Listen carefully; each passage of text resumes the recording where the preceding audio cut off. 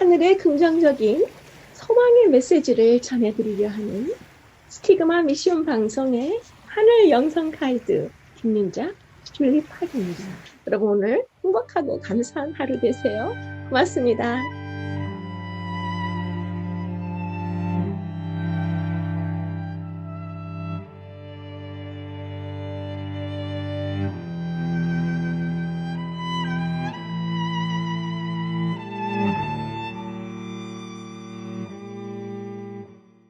오늘은 제6과 이처럼 큰 나라가 어디 있느냐라는 아주 특별한 제목과 특별한 주제를 공부하시겠습니다.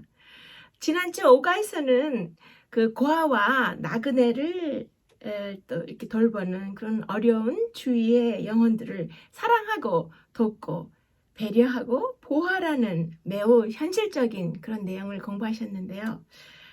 진행 시간 관계상 제가 그 생각했던 내용 중에서 제가 그 한국의 어린 고아를 미국에 입양하는 가정에 이렇게 에스코트하고 올 때에 그 3개월 된 그 여자 아기가 배가 고프거나 이 기저귀가 젖으면 울지 않아요. 그냥 눈물만 주룩주룩 흘리는 것입니다. 그래서 어린아이가 정상아이인데도 절대로 울음소리를 내지 않고 그냥 눈물만 흘리는 그 아기를 제가 잊을 수가 없는데요. 14시간 동안 비행기 타고 오는 동안 이 아이가 배가 고프거나 기저귀를 갈아달라는 신호로 눈물만 조용히 흘렸지 우는 소리를 듣지 못했어요. 그래서 이 아기가 한번 버림을 받았기 때문에 누군가 자기를 돌보는 손길에서 또다시 버림을 받을까봐 아예 울음을 멈추고 어떤 요구사항이 있을 때 눈물만 흘리는 그런 모습을 제가 보고 너무 가슴이 아팠던 적이 있어요. 여러분 우리가 지난 5가에서 배우셨던 거 잊지 마시고요. 우리 그리스도인으로 살아가시면서 영적인 고아, 영적인 나그네 우리 주위에 많이 계셔요. 여러분 우리가 모두 돌보고 사랑하고 영적으로 그들을 배려할 수 있는 그런 성숙한 그리스도인이 되시기 바랍니다. 그러면 이제 오늘은 6과 이처럼 큰 나라가 어디 있느냐 공부 시작하시겠습니다. 네, 오늘 주제 성경절은 이제 신명기 4장 7절과 8절입니다. 8절이 이제 주제 성경절로 되어 있지만 먼저 7절이 굉장히 중요한데요. 우리 7절을 먼저 잠시 보시도록 하겠습니다. 우리 하나님 여호와께서 우리가 그에게 기도할 때마다 우리에게 가까이 하심과 같이 그 신에 가까이 함을 얻은 나라가 어디 있느냐. 모세가 신명기 1장 6절부터는 이제 역사의 회고, 역사 수업을 하는 그 장면에서 이제 신명기 4장에 이르러서는 모세의 역사 수업이 설교 형식으로 변하는 것을 지금 7절에서 보실 수 있죠. 그래서 직접 하나님께 드릴 수 있는 그 큰 특권을 얻은 나라가 또 어디 있느냐고 묻고 있는 거예요. 모세가 그의 최후의 경고와 훈계를 되풀이하고자 백성들 앞에 설 때에 그의 얼굴은 신성한 빛으로 빛나고 있었습니다. 지금 이 설교 말씀을 할 때에 모세의 머리는 노령으로 백발이었고 또 그의 체구는 곱고 그의 얼굴은 건강하였고 비록 그의 머리는 백발이었지만 기력이 아직도 쇠하지 않음을 나타내고 있고 또 그의 시력이 명료하고 조금도 흐리지 않았다고 하였어요. 지금 이 4장 7절의 말씀처럼 기도가 위대한 것은 곧 인간의 삶 가운데 미치는 하나님의 손길과 영광이 크고 넓다는 말인데요. 성경은 일관되게 이 진리를 증언하는 길고 긴 간증인 것 같습니다. 이제 그 다음에 이번 주제 성경절인 신명기 4장 8절의 말씀을 보시겠습니다. 오늘 내가 너희에게 선포하는 이 율법과 같이 그 규례와 법도가 공의로운 큰 나라가 어디 있느냐. 오늘날에도 이스라엘 백성에게 했던 동일한 질문을 반복할 수 있습니다. 하나님께서 고대 이스라엘의 백성에게 주셨던 율법은 이 세상에서 가장 문화가 발달된 나라의 법률보다 더 현명하고 더 낫고 더 인도적이었어요. 이 세상의 나라의 법률은 결함이 많고 거듭나지 않은 감정의 흔적이 많이 남아있지만 하나님의 율법은 거룩하신 하나님의 인을 가지고 있기 때문이죠. 그러면 이제 잠깐 창세기 18장 23절을 보시면 좋을 것 같습니다. 가까이 나아가 가로되 주께서 의인을 악인과 함께 멸하시려나이까. 창세기를 보면 아브라함과 이삭, 야곱 같은 족장들이 하나같이 친밀하고 솔직하게 하나님께 기도하는 장면을 볼 수 있어요. 그 중에서도 우상숭배가 판치는 소돔과 고모라에 자비를 베풀어 주시길 끈덕지게 구했던 아브라함의 기도가 지금 창세기 18장 23절에서 보이고 있는데요. 우리의 눈길을 많이 끄는 것 같죠? 출애굽기에서 모세는 하나님께 드리는 기도를 이스라엘 백성들의 이집트 탈출과 해방을 담보하는 도구로 삼았습니다. 기도하지 않는 건 단순히 종교적인 계율을 어기는 정도가 아니라 하나님을 하나님으로 대하지 않는 행위인 것입니다. 사무엘은 이스라엘 백성에게 이렇게 말했습니다. 나는 너희를 위하여 기도하기를 쉬는 죄를 여호와 앞에 결단코 범치 아니하고. 구약시대 선지자들의 사역에서도 기도가 두루 배어 있습니다. 기도는 하나님 말씀이 선지자들에게 임하는 통상적인 경로였어요. 바벨론으로 끌려갔던 유대민족이 살아 돌아올 수 있었던 것도 결국 기도의 수단이었습니다. 포로 생활은 이방 민족과 상업을 위해 기도하라는 명령에서 출발했는데요. 이것은 이제 에레미야 29장 7절에 나와 있죠. 다니엘은 하루에 3번씩 동족들의 죄를 회개하고 고국으로 돌아가길 요청하면서 응답해 주기를 기도하다가 바벨론의 권력자들이 이제 움직이게 되는 것을 우리가 알 수 있어요. 자, 그러면 열왕기상 8장 42절을 잠시 보시겠습니다. 다윗의 아들 솔로몬은 예루살렘의 성전을 지어 바치면서 장대한 기도를 드렸죠. 하나님께 성전에서 백성들의 기도를 들어달라는 요청이 성전을 위한 간구의 핵심이었어요. 솔로몬이 가장 간절하게 구했던 것은 기도라는 선물 그 자체였던 셈인데요. 솔로몬은 한 걸음 더 나아가서 다른 민족들도 주님의 광대한 이름과 주의 능한 손과 주의 펴신 팔의 소문을 듣고 와서 이 성전을 향하여 기도하게 되기를 소망했던 것이 지금 열왕기상 8장 42절에서 보실 수 있는 것입니다. 기도가 그저 하나님의 위대하심을 인식하고 인정하는 일임을 다시 한번 보게 되는 대목입니다. 두려움은 그들을 기도하게 만들었다. 하나님은 때로 우리를 공경에 빠뜨리신다. 그럼으로써 우리의 무릎을 꿇게 하신다. 네, 이것은 매튜 헨리 목사님의 말씀인데요. 오직 하나님은 하나님의 방법을 따라 그 백성들을 공경해서 구해 주실 것입니다. 하나님은 결코 우리의 고통을 낭비하지 않으신데요. 만일 하나님이 우리를 불가능한 상황으로 인도하셨다면 하나님은 하나님의 정하신 때가 되었을 때 하나님의 방법대로 하나님의 이름을 위하여 우리를 공경해서 건져내실 것입니다. 두려움에 떨 것인가 아니면 기도할 것인가? 앞으로 나갈 수도 없고 옆으로 비켜설 수도 없고 뒤로 물러날 수도 없을 때가 있습니다. 바로 그때 우리는 위를 쳐다보고 하나님께 길을 열어달라고 기도해야 하는 것입니다. 우리가 그에게 기도할 때마다 우리에게 가까이 하신 것 같이 그 신이 가까이 함을 얻은 큰 나라가 어디 있느냐라고 신명기 4장 7절에서 말씀하고 계시죠. 이 말씀을 우리의 삶에 늘 기억하시면 인생의 막다른 골목 앞에서 큰 힘이 되실 것입니다.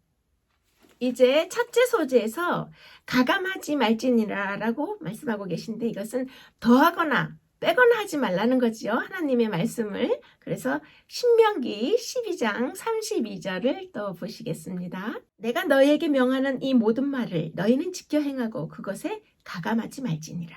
원래 하나님이 주신 성경은 하나님의 완전하신 계시를 두고 말하는 것이었죠. 이것은 단 하나의 손상도 없습니다. 하나님의 영감된 말씀에 1.1핵이라도 추가하려고 하는 것은 하나님의 창조물에 감히 인간의 손가락을 대려는 것과 같다고 했어요. 감히 하나님의 말씀에서 1.1핵이라도 빼거나 감하려는 것은 성령께서 불필요한 것을 괜히 기록해 두었다고 말하는 것이나 마찬가지라고 하셨습니다. 이와 같이 성경은 양극단에서 하나님의 신적인 보호를 잘 받고 있는데요.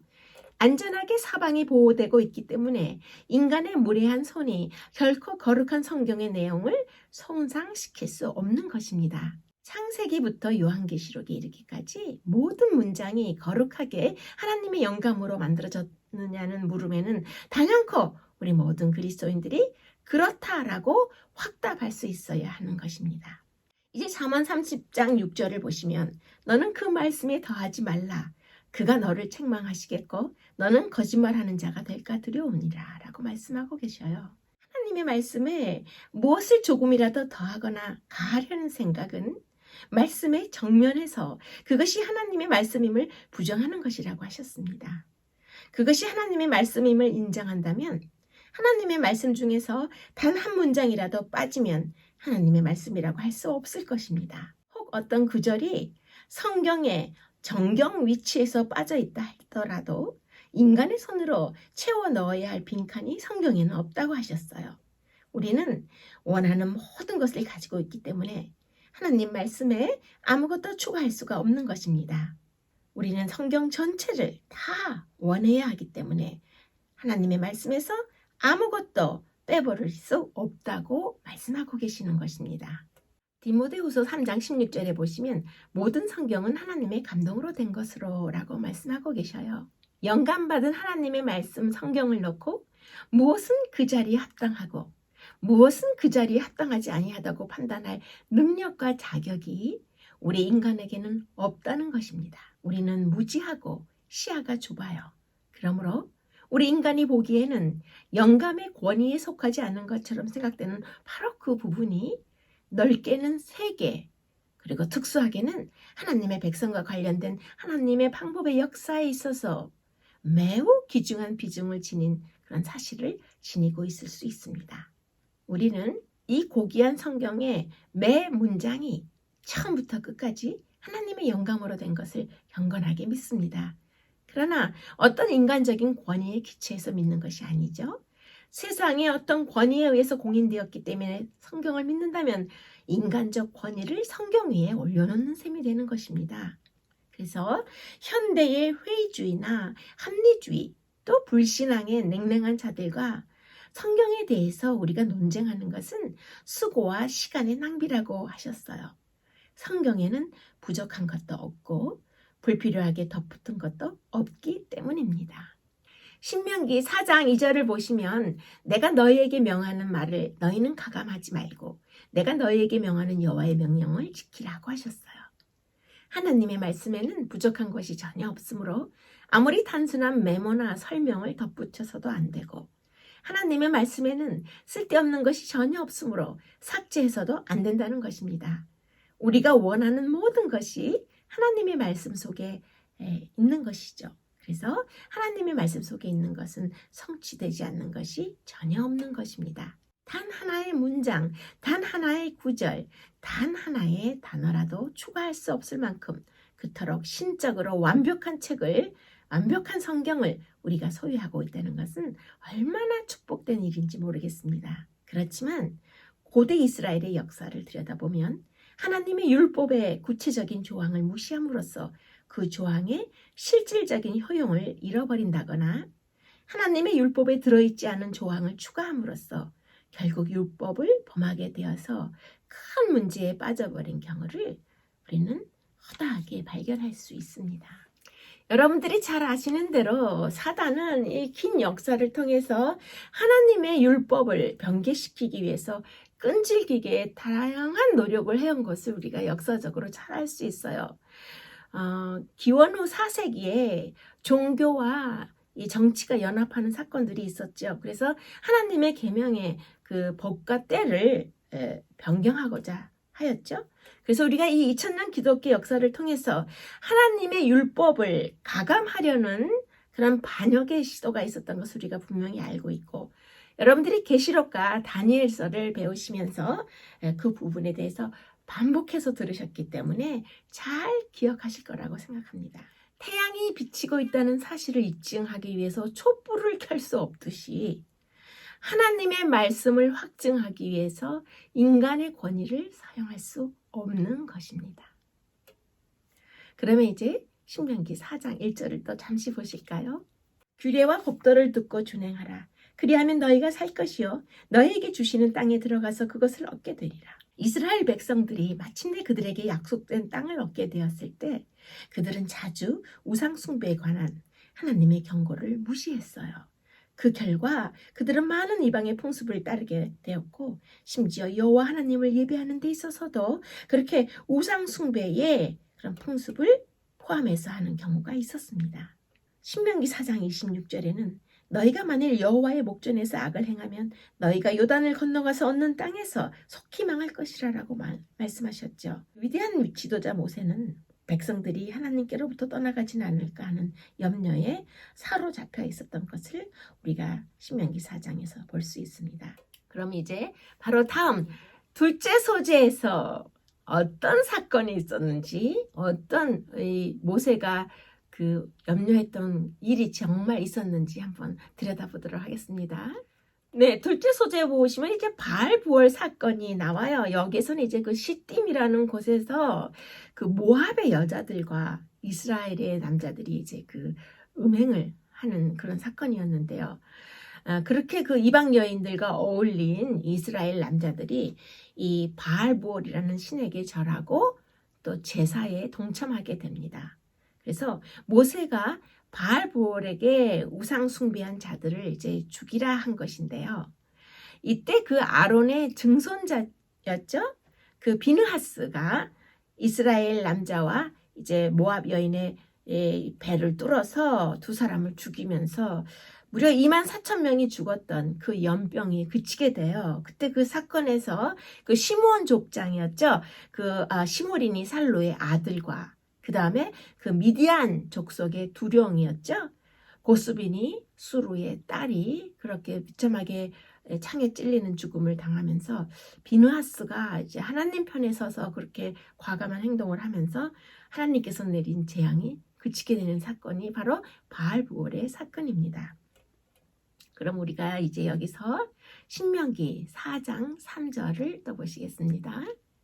여호와께서 바알 부올의 일을 인하여 행하신 바를 너희가 목도하였거니와 바알 부올을 쫓은 모든 사람을 너희 하나님 여호와께서 너희 중에서 진멸하셨으되. 이스라엘은 주변 국가들의 유일하신 참 하나님을 나타내 보이기 위한 증인으로 부름을 받았는데요. 그들은 참되신 하나님께 예배하는 것이 어떤 모습인지를 보여주는 자들이 되어야만 했지만 그들은 그들 주변에 있는 이방신들을 가까이 함으로써 그들이 세상에 나타내 보여야 했던 하나님께 대한 노골적인 반역을 보이곤 했습니다. 육체적인 음행은 영적인 음행으로까지 이어지는데요. 이방신을 숭배하는 일에도 동참하게 되었고 이스라엘이 바알 부올에 가담하여 거짓 신에게 제사까지 드리게 된 것이죠. 그래서 육체적인 음행에 자신을 내어주는 것이 영적인 음행으로 빠지는 지름길이라는 것을 지금 둘째 소재에서 여러분들이 배우고 계시는 것입니다. 지금 신명기 4장에서 이 바알 부올에서의 반역과 또 그 우상 숭배 그리고 그들이 저지른 그 모든 일에 대한 결과를 들으셨는데요. 현대를 살아가는 우리의 상황은 어떨까요? 한번 비교해 보시면 좋을 것 같죠? 우리 마음에 가장 깊은 소원을 이루는 것이 곧 자신에게 벌어질 수 있는 최악의 일일 수도 있음을 우리 사람들은 생각지를 못하지만 사람이 명성과 인기에 파묻히게 되면 자신의 성격의 결함이나 숨겨져 있던 잘못된 부분들이 그 이전보다 몇 배나 더 나빠지는 것을 우리가 종종 볼 수 있습니다. 그러면 우리 마음의 가장 깊은 소원을 이루는 게 오히려 왜 우리에게 재앙이 될까요? 로마서 1장 24절을 보시도록 하겠습니다. 하나님께서 저희를 마음의 정욕대로 더러움에 내어 버려두사. 지금 이 로마서 1장에서 이 사도 바울은 하나님이 누군가에게 행하실 수 있는 일 중에 최악의 하나가 그들을 마음의 정욕과 마음속 갈망대로 내버려 두시는 것이라고 말씀하고 계십니다. 가장 절실한 꿈을 이루도록 허용하시는 것이 왜 최고의 형벌이 되는 것일까요? 그것은 우리 마음이 그 갈망으로 내 속 깊은 곳에 숨겨진 우상으로 자리 잡았기 때문입니다. 우리 삶에서 하나님만이 주실 수 있는 의미와 희망과 행복을 피조물에게 바란다면 결국 그 피조물은 그 역할을 하지 못하고 우리의 마음과 우리의 삶을 비탄과 파괴 속으로 빠뜨릴 것입니다. 로마서 1장 25절을 보시면 피조물을 조물주보다 더 경배하고 섬김이라 라고 말씀하고 계셔요. 성경에는 우상 숭배의 무수한 형태와 참담한 결과를 보여주는 이야기가 수두룩하죠. 우리 마음이 선택하는 가짜 신에는 우리의 성공과 성취, 돈과 재물과 권력이 포함됩니다. 우리가 오히려 떠들썩하게 섬기는 표면적인 우상은 매우 구체적으로 눈에 잘 띄지만 이렇게 깊이 우리 마음속에 숨겨진 그런 근원적인 우상이 도사리고 있는 것이 무서운 것인데요. 그러나 우리를 사랑하신 그 모습에 우리가 깊이 감격하면서 하나님의 구원은 변화된 삶의 결과로 오는 것이 아니라 변화된 삶이 그냥 하나님의 구원의 결과일 뿐, 우리의 구원은 결국 값없이 그냥 주시는 무료 선물인 것을 우리가 감격하게 되면 이렇게 다른 사이비 구주들은 우리 마음에서 떨어져 나가게 될 것입니다. 엉뚱한 데서 우리 주님을 찾으려 한 것도 그만두게 되는데요. 우리 속에 가짜신, 내 마음속에 우상을 축출하시는 세상보다 크신 하나님만 바라보게 되는 것입니다. 우리가 하나님을 찾으려면 궁전이나 저택에서 찾지 말고 왕의 휘장도 들추지 말라고 하셨어요. 마곡간에 가면 밀집에 누우신 너의 하나님을 보리라 라고 윌리엄 빌링스 목사님도 말씀한 것이 생각납니다. 그러면 인간의 가짜 신인 우리 마음속에 있는 우상을 퇴치하실 때 하나님께서 그 일하시는 방법이 있어요. 근데 그 하나님께서 우리 마음속에 있는 그 우상을 몰아내실 때 그 쓰시는 방법들이 고린도전서 1장에 자세히 나와 있습니다. 그래서 우리 고린도전서 1장을 몇 구절을 잠시 보시도록 하겠습니다. 먼저 고린도전서 1장 27절의 상단의 말씀입니다. 하나님께서 세상에 미련한 것들을 택하사 지혜 있는 자들을 부끄럽게 하려 하시고 예수님이 사역하시는 내내 제자들은 세상에 이런 욕망을 묻고 또 물었어요. 언제 권력을 잡으실 겁니까? 예수님, 서민 행보를 언제 그만두실 겁니까? 우리가 언제 인력을 확충하고 자금 마련에 나설 수 있을까요? 예수님께서 공직에는 언제쯤 출마하실 겁니까? 이스라엘의 통치자가 되시려면 선거운동은 언제 시작하나요?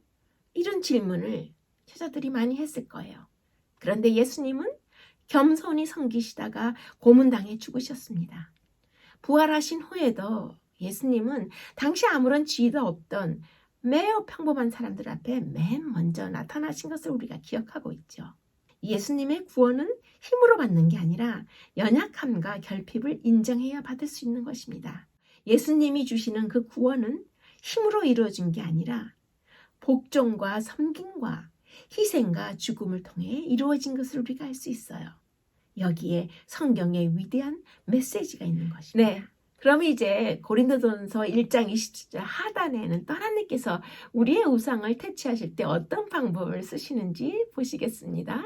세상의 약한 것들을 택하사 강한 것들을 부끄럽게 하려 하시며 하나님의 구원은 우리에게 아무런 큰 일도 요구하지 않습니다. 그 이유를 마침내 깨달으려면 고난당하는 크신 종 예수님이 우리를 위해 해주신 일을 봐야만 하겠죠. 큰 일은 예수님이 이미 하셨으니 우리는 다 할 필요가 없고 씻기만 하면 되는 것입니다.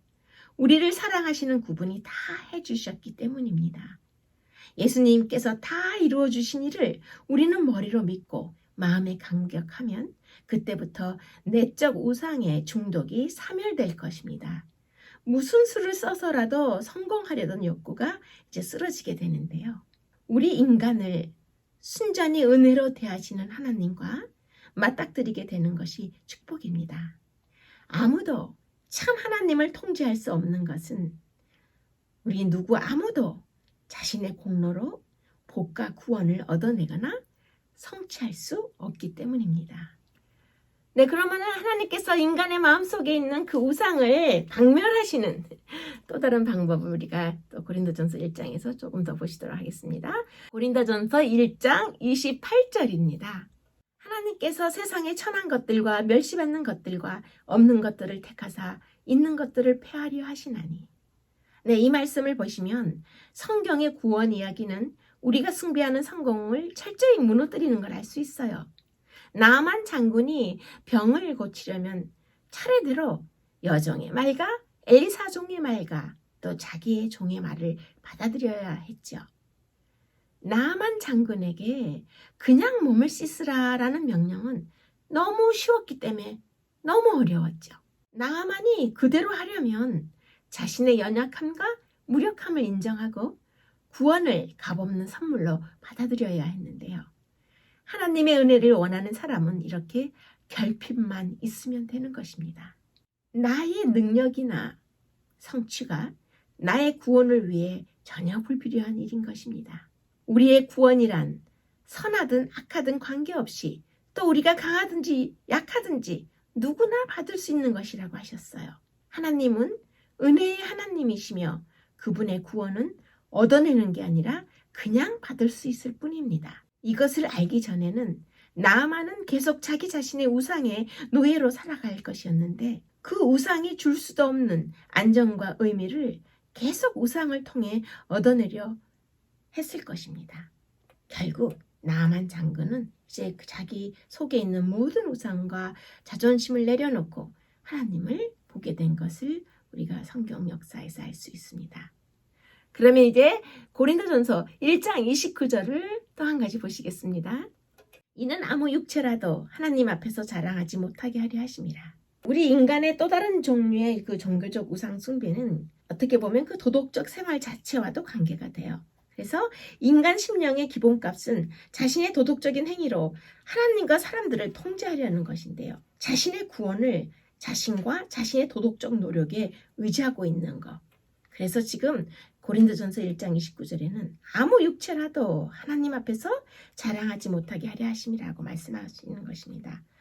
네, 이상과 같이 우리 잠시 고린도전서 1장에 나와 있는 우리 인간의 가짜 우상을 없애기 위해서 하나님께서 쓰시는 위대한 방법들을 잠깐 알아보았습니다. 네, 셋째 소재에 보시면은 여호와 하나님께 붙어 있으라라는 내용이 나와요. 굉장히 좀 눈에 띄고 아주 특별한 그런 이제 내용인데요. 그럼 우리 신명기 4장 4절을 또 보시겠습니다. 오직 너희의 하나님 여호와께 붙어 떠나지 않은 너희는 오늘까지 다 생존하였느니라. 바알부올에 가담하여 수천 명이 목숨을 잃었죠. 조금 전에 들으셨는데요. 모두 멸망당했어요. 하지만 그 중에 많은 사람은 반역에 동참하지 아니하였죠. 그래서 여기에서 붙어 떠나지 않으니라고 번역된 이 히브리어는 자기 자신이 아닌 다른 존재에 꼭 붙어 있겠다고 강한 결심을 하는 행동을 의미하고 있습니다. 바알부올에서 하나님께 붙어 떠나지 않았던 자들은 죽음을 면하였어요. 우리는 매 순간 하나님 편에 꼭 붙어 있기로 선택해야 하는데요. 그게 무엇이든 타협할 수 없을 만큼 하나님보다 중요해지면 바로 그것이 우리를 속박하는 우상이 된다는 것을 꼭 기억하시기 바랍니다. 네, 그러면 지금은 히브리서 3장 12절의 말씀도 보시면 참 좋을 것 같아요. 살아계신 하나님에게서 떨어질까 조심할 것이요. 불신앙이란 하나님에게서 떨어지는 것입니다. 신앙이란 하나님과 얼굴을 마주하는 것이죠. 우리가 역경에 처했을 때는 하나님께 붙어있는 것 자체가 큰 신앙의 표현입니다. 욥은 하나님에게서 얼굴을 돌리지 않았고 결국 하나님은 욥에게 다가가셨습니다. 이처럼 우리를 사랑하시는 하나님은 우리가 하나님께 바짝 붙어있을 때 가까이 다가오셔서 우리를 만나주실 것입니다. 하늘에서는 주 외에 누가 내게 있으리요 땅에서는 주 밖에 내가 사모하리 없나이다 라는 시편 73편 25절 이 말씀을 보실 때 우리 신앙이 이러한 하나님을 또 이러한 하나님의 말씀을 단단히 붙잡는 것임을 알 수 있어요. 하나님을 스스로의 하나님으로 모시기로 결단하고 하나님의 자리를 노리고 덤벼드는 온갖 관심사들을 그때그때 분별해서 버려야 하는 것입니다. 그래서 우리가 하나님께 붙어 있으라면 뭔가를 버리라고 하셨어요.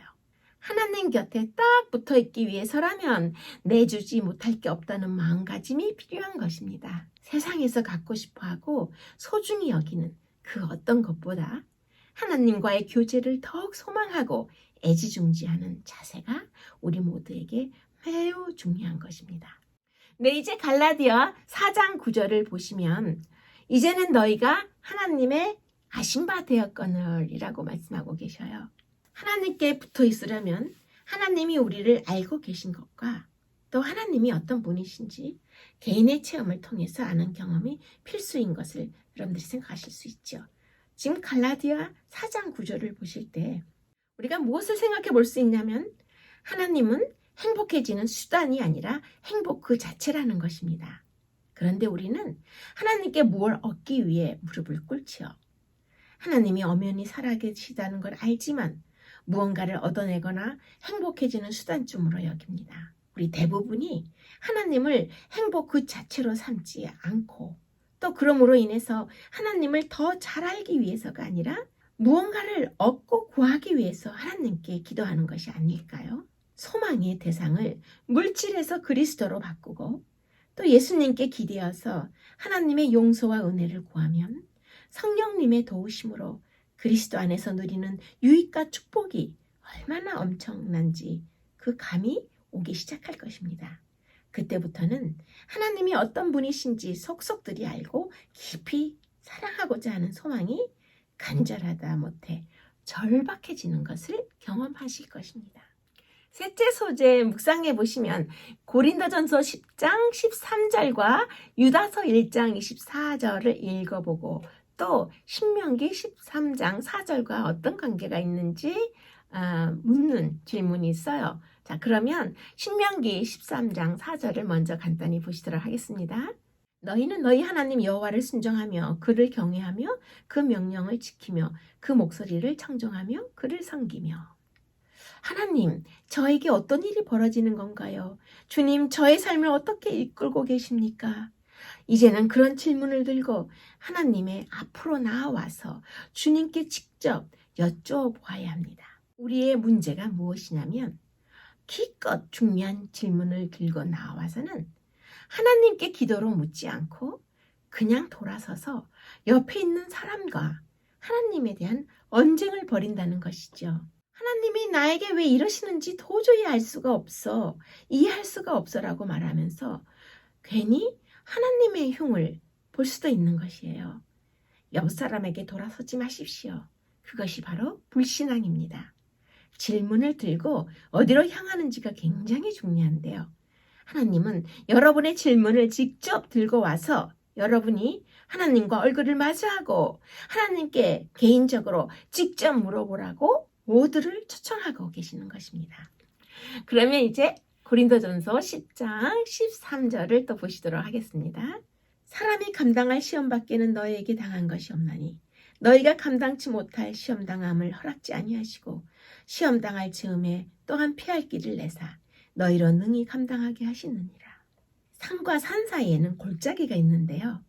그리스도인의 믿음의 삶의 여정은 산 정상에서 산 정상으로 곧바로 이어지는 것이라기보다는 산 정상에서 아주 깊은 골짜기를 내려가서 그 깊은 골짜기를 거쳐서 다시 산 정상으로 올라가는 것이고 또다시 깊은 골짜기로 이어지는 것이 오히려 가깝다고 생각해 보실 수 있습니다. 로마서 1장 17절에 보시면 믿음으로 믿음에 이르게 하나니라고 말씀하고 계세요. 지금 여기에서 믿음으로 믿음에 이르는 과정이 믿음의 정상에서 고통과 의심이나 의문의 깊은 골짜기를 지나서 전보다 더 높은 정상으로 이동하는 것이 아닐까요? 혹은 영광의 산 꼭대기에서 전혀 영광스럽지 못한 일의 골짜기를 깊이 지나서 더 큰 영광의 산 꼭대기로 넘어가는 과정이 아닐까요? 실제로 많은 성도가 가장 깊은 골짜기를 지나고 나서야 하나님 안에서 가장 많은 것을 이룰 수 있었다고 고백하는 것을 우리가 들을 수 있습니다. 그러면 이제 유다서 1장 24절을 보시겠습니다. 능히 너희를 보호하사 거침이 없게 하시고 네, 믿음으로 믿음에 이르는 길이 영광의 그 정상 꼭대기와 고통의 깊은 골짜기를 모두 통과해야 하는 그러한 것이 사실이라면 고군분투의 계절이 찾아와도 우리는 평안하게 맞이할 수 있습니다. 또한 공경에 처한 형제를 볼 때에 하나님이 특별한 목적으로 시련을 허락하셨다는 것을 확신하고 그 형제에게 용기를 주면서 함께 설 수 있는 것입니다. 믿는 사람은 절대 곤경과 혼란이나 실망, 어려움이나 슬픔을 당할 수 없다고 해석하고 단정 짓는 경우가 있기도 하지만 성경에는 하나님의 분명한 목적에 따라 흑암의 계절을 지난 사람들의 이야기로 가득한 것을 우리가 알 수 있습니다. 에베소 6장 13절에 보시면 모든 일을 행한 후에 서기 위함이라고 말씀하고 계셔요. 때로는 적극적인 신앙의 자세가 아니더라도 그저 서 있는 것만으로 승리를 거둘 때가 있습니다. 하나님이 요셉을 감옥에서 건지신 것은 요셉의 적극적인 신앙의 자세 때문이 아니라 그가 항상 하나님을 바라보았기 때문입니다. 요셉은 자신에게 어떤 일이 벌어지는지도 알지 못했어요. 정작 자기 인생에 대해서는 아무것도 알지 못했던 것입니다. 우리는 욥과 요셉처럼 하나님의 얼굴을 바라보며 서야 하겠습니다. 네, 넷째 소재에 이처럼 큰 나라가 어디 있느냐라는 그런 주제가 나오죠. 이제 이사야서 49장 또 6절을 보실 시간이 되었습니다. 너를 이방의 빛으로 삼아 나의 구원을 베풀어서 땅 끝까지 이르게 하리라. 그들 안에 구원이 있는 것이 아니라 그들을 통해 인류를 구원하실 수 있는 유일하신 하나님이 드러나야 할 것이었습니다. 그래서 하나님께서는 땅의 모든 족속에게 복이 되게 하기 위하여 이스라엘을 큰 나라로 만드셨다고 말씀하시는 것입니다. 그러면 이제 넷째 소재의 묵상을 보시면 신명기 4장 32절에서 35절을 읽으시고 묵상하시라고 말씀하고 계신데요. 특별히 이제 이 부분에서 신명기 4장 33절과 34절이 참으로 예사롭지 않은 그런 말씀을 하고 계신데요. 우리 또 보도록 하겠습니다. 어떤 국민이 불 가운데서 말씀하시는 하나님의 음성을 너처럼 듣고 생존하였느냐? 어떤 신이 와서 시험과 이적과 기사와 전쟁과 강한 손과 편팔과 크게 들여온 일로 한 민족을 다른 민족에게서 인도하여 낸 일이 있느냐? 이는 다 너희의 하나님 여호와께서 애굽에서 너희를 위하여 행하신 일이라. 이렇게 이스라엘은 너무나 많은 특권을 받았는데 이제 그들은 어떻게 하나님께 반응해야 했을까요? 지금 이 말씀을 보시면 어제의 믿음으로 오늘을 우리가 살 수 없다는 것을 생각해 보실 수 있어요. 어제까지 신앙에 든든히 섰다고 해서 오늘도 든든하리라는 보장이 없습니다. 날마다 하나님만 바라보지 않으면 홍해를 건너는 기적보다 더 큰 기적을 맛보았어도 내 주위의 폭풍우 바람을 바라봄으로 인해서 우리는 쉽게 물에 빠질 것입니다. 계속해서 인생의 홍해를 건너려면 우리 주님과 우리는 눈을 마주쳐야 하는 것입니다. 지금 여러분께서는 어디를 바라보고 계신가요? 우리의 믿음은 현재적인 것이기 때문에 어제의 믿음으로 오늘과 내일을 살 수 없습니다. 성도에게 있어서 최고의 스펙은 하나님이 내 인생에 개입하시는 것인데요. 모세는 40년 동안 애굽 최고의 학문과 문물을 연마했지만 이렇게 광야로 내몰려서 40년을 초계같이 방황한 후에야 하나님의 부름을 받은 것을 우리가 배웠습니다. 40년이 참에 인간적인 조건의 쓸모없음을 보이고 하나님께서 모세를 쓰시기 위해서 부르신 것을 우리가 사도행전 7장 30절에서 잘 보실 수가 있습니다. 이제 넷째 소재의 그 적용의 질문을 보시면 보이지는 않으나 분명히 하나님의 인도하심을 경험했던 적이 있습니까? 라고 묻고 있어요. 네, 여기서 제가 잠시 여러분들께 또 보여드리고 싶은 그 글이 있습니다.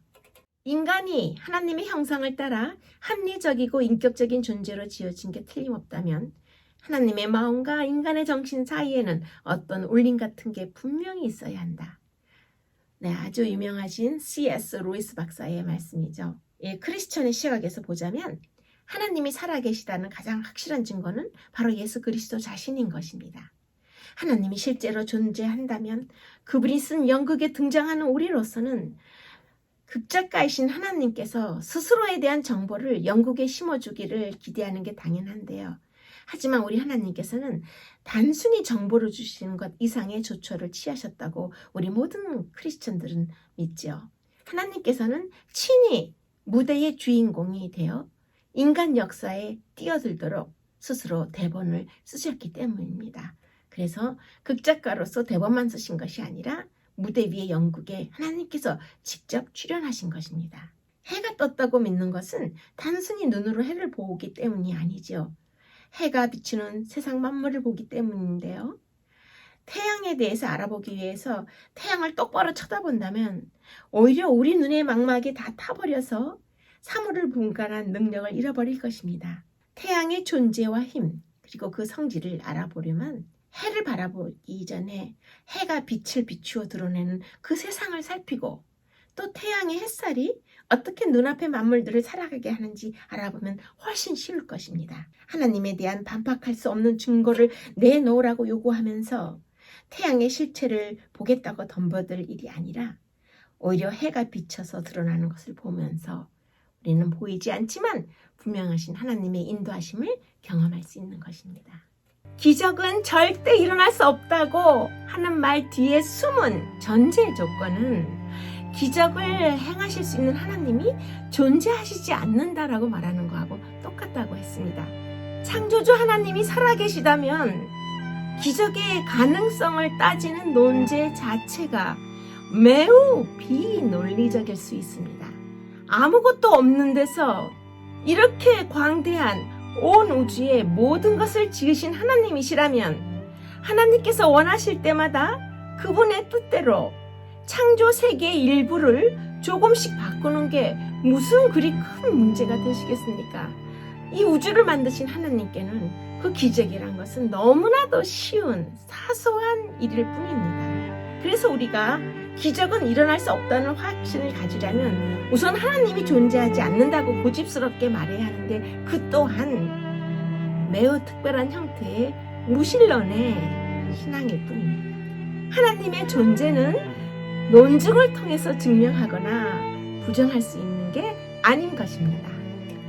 우리 삶의 거대한 폭풍과 우리 삶의 이 휘몰아치는 광풍에 기진맥진해서 지치고 피곤한 가운데서도 하나님을 신뢰하는 자들을 위해서 하나님께서는 반드시 길을 열어주시겠다고 하셨는데요. 홍해를 가르는 일이 있더라도 반드시 길을 열어주시겠다고 하신 것입니다. 주님은 여러분에게 지금껏 아무도 가보지 않은 그 길을 열어주실 것입니다. 마치 바다처럼 우리를 집어삼키려 위협하는 것들이 결국은 우리 인생의 극적인 탈출 경로가 될 것입니다. 여러분의 홍해는 오늘도 갈라질 것인데요. 만일 우리 앞에 홍해가 갈라지지 않는다면 그냥 그 깊은 바다 위로 하나님께서 우리를 걸어가게 하실 것입니다. 율법과 은혜라는 주제로 제7과에서 여러분을 다시 뵙겠습니다. 여러분 감사합니다.